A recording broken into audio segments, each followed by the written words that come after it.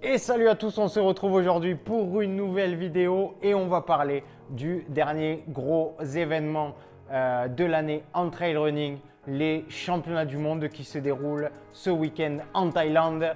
C'est parti!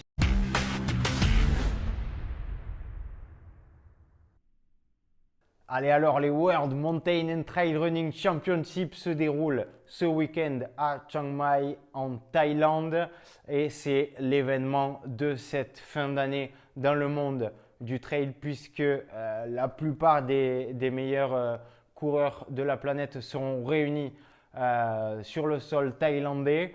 Alors plusieurs formats sont proposés puisque on va regrouper course en montagne, trail running, kilomètre vertical. Le trail running est séparé en trail court, trail long.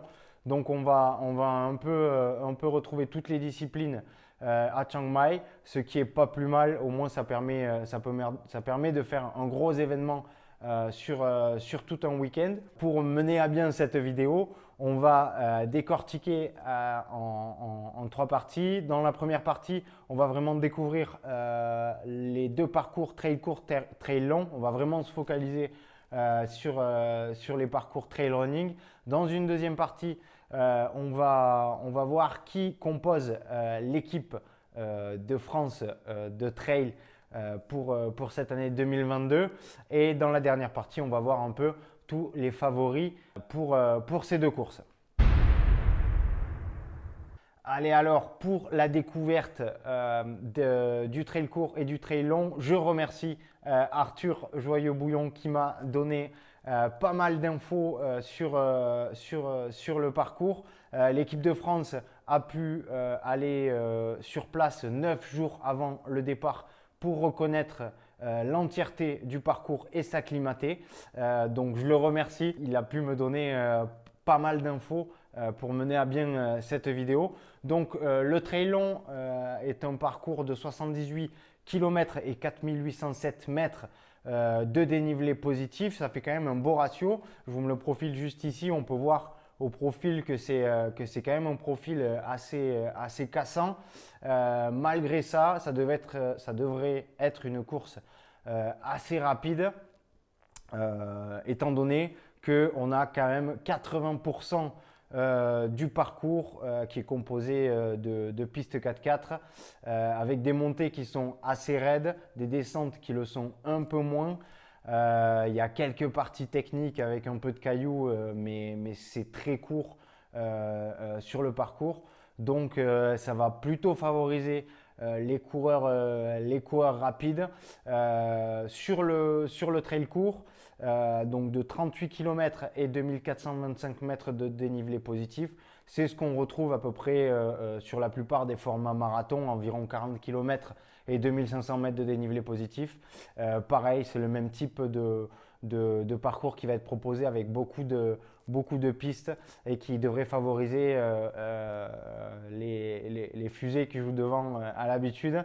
Ce qu'il faut savoir également, là où la course devrait vraiment se jouer, c'est sur la gestion de l'hydratation et pour ceux qui auront eu la chance de s'acclimater à l'humidité un peu avant, dont l'équipe de France qui est arrivée, comme je vous ai dit, 9 jours avant. L'équipe d'Italie également est arrivée en même temps. Certaines nations sont arrivées juste hier.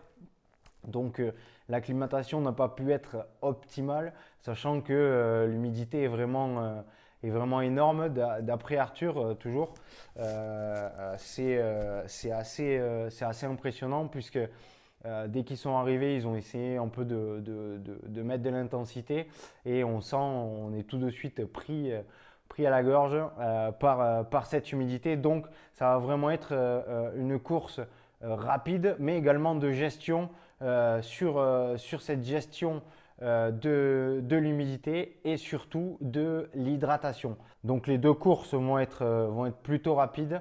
On devrait certainement pas voir de course très stratégique en équipe, peut-être au début, mais après je pense que les meilleurs vont très vite se détacher, les plus rapides en tout cas vont très vite se détacher. Après il faudra tenir et gérer, comme on vient de le dire, toute cette partie humidité et hydratation. Ensuite, nous allons voir qui compose l'équipe de France. On va commencer avec le trail long. Donc chez les garçons, on retrouve Ludo Pomeré, récemment vainqueur de la TDS. Martin Kern, quatrième de cette même TDS et vainqueur du 90 du Mont Blanc en 2021. On retrouve également Arthur Joyeux-Bouillon qui a terminé 7e de l'UTMB, Thibaut Garivier 10e de l'UTMB et Paul Matou et Nico Martin respectivement 5 et 6e de l'OCC cette année également. Donc voilà, on a quand même un excellent plateau. On retrouve les deux premiers Français à peu près de chaque course de l'UTMB. Donc ça fait une équipe de France qui est très homogène. Ce sont des coureurs qui performent sur différents profils de course. Donc ça peut donner lieu à une course très intéressante de la part des garçons. Chez les filles, toujours côté trail long, on va retrouver Blandine Lirondelle qui vient de remporter la CCC avec le record de l'épreuve, qui est également tenante du titre en championnat du monde et en championnat d'Europe. On retrouve Manon Board qui a gagné la TDS en 2021. Jocelyne Poli qui vient de faire 4e sur l'UTMB. Marion Delespierre, Laure Paradan, championne de France en titre de trail long. Et Audrey Tanguy qui vient de terminer deuxième, qui a terminé deuxième de la Mute Madeira en début d'année. Pour le trail court, eh bien, on va retrouver chez les garçons Fred Tranchant, Thomas Cardin, Arnaud Bonin, Julien Rancon, Kevin Vermeulen et Timothée Baumier.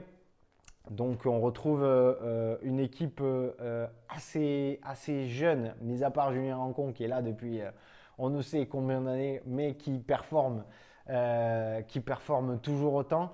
Ça devrait aller très vite aussi chez les garçons, mais également chez les filles, puisqu'on va retrouver Mathilde Sagne qui vient de remporter la Skyrun, Anaïs Sabrier et Candice Fertin du team Matrix, Esther Eustache et Louise Serban. Donc ça fait une équipe très complète, que ce soit côté trail court ou côté trail long. Il y aura les courses par équipe à aller chercher également.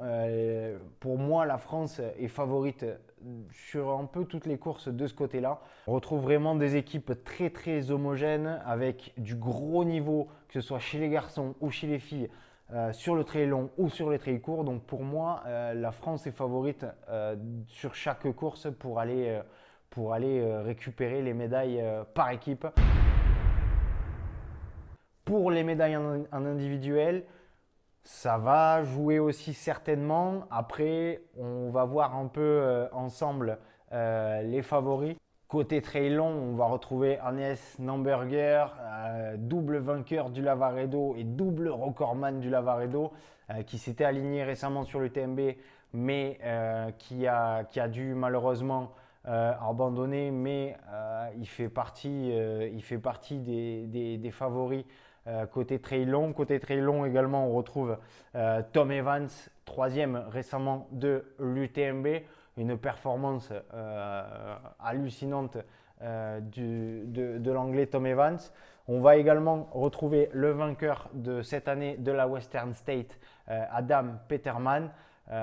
Donc déjà ces trois-là, ça devrait fuser sur l'avant, même si Hannes Namberger devrait partir un peu plus à reculons. C'est pas trop son genre de partir devant. Et une quatrième fusée du coup, Andreas Retterer, 3e de la CCC, qui s'aligne sur ces championnats du monde de trail long.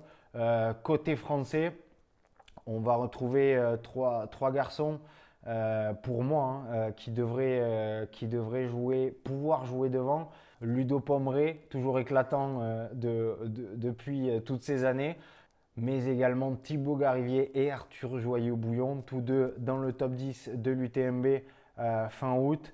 Voilà un peu pour les favoris trail long chez les garçons, chez les filles, eh bien pour moi, Blandine Lirondelle devrait, je dis bien devrait, s'imposer, mais il y a toujours des faits de course.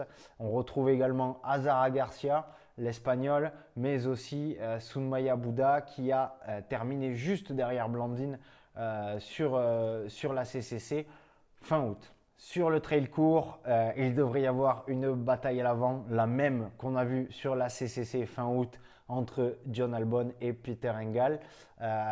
Sur la CCC, le dénouement avait été pour Peter Engel avec un record de course avec une moyenne de 10 km/h.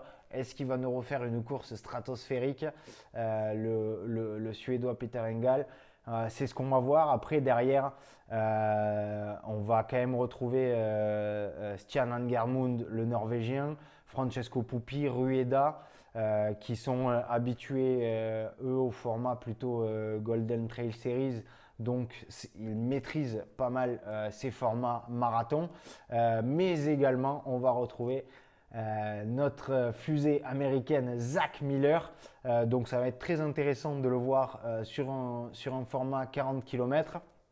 Donc voilà un peu pour les favoris chez les garçons sur le trail court. Chez les filles, pour moi ça va être une bataille à 3 avec Tove Alexandersson qui est au-dessus, je pense. Après, bon, à voir la préparation, l'acclimatation également, ça va rentrer en jeu un peu chez tous ces favoris. Anaïs Sabrier également. Et Sheila Aviles qui vient de remporter l'Espagnol, qui vient de remporter l'OCC fin août et qui a également terminé 3e des mondiaux en 2019. Voilà un peu pour les favoris de ces mondiaux de trail. Si j'en ai oublié, n'hésitez pas en commentaire à me dire quels sont vos favoris, mais également à me donner vos pronostics. N'oubliez pas à liker et vous abonner. On se retrouve très bientôt pour une prochaine vidéo. À la prochaine, salut!